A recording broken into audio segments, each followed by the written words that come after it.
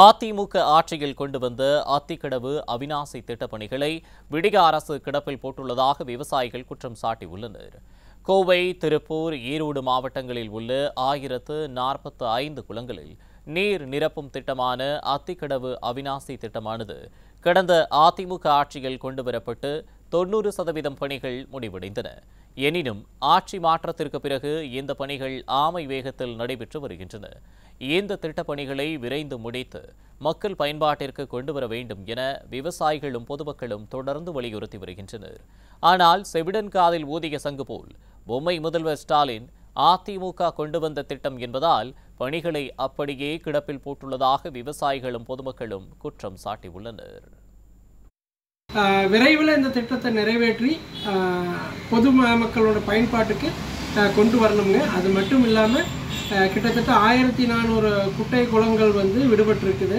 அது 2ஆம் ஃபேஸில் நிறைவேற்றி கொடுக்கறதா வாக்குறுதி கொடுத்துருக்குறாங்க. அதையும் சீக்கிரம் நிறைவேற்றணும்.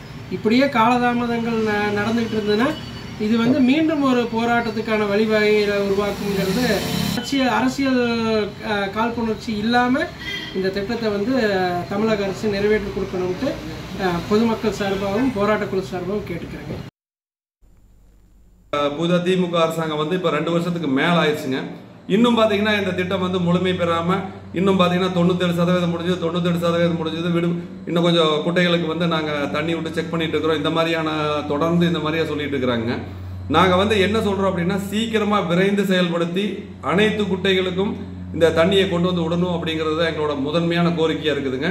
இது வரைக்கும் நாங்கள் அரசாங்கம் செஞ்சிருன்னே உட்காந்துருக்குறோம்.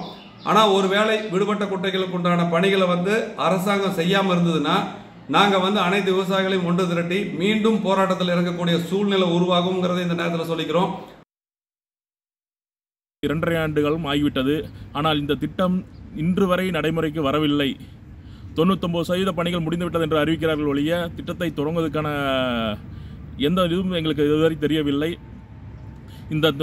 இது ஆட்சிகள் அதிமுக ஆட்சியில் கொண்டு வரப்பட்டது, திமுக ஆட்சியில் கொண்டு வரப்பட்டது சொல்லி திமுக நினைக்கிறதா என்கிற சந்தேகம் எங்களுக்கு வருகிறது. அரசியல் காழ்ப்புணர்ச்சி பார்க்காமல் விரைவாக இந்த திட்டத்தை செயல்படுத்த வேண்டும் தான் எங்களுடைய கோரிக்கை.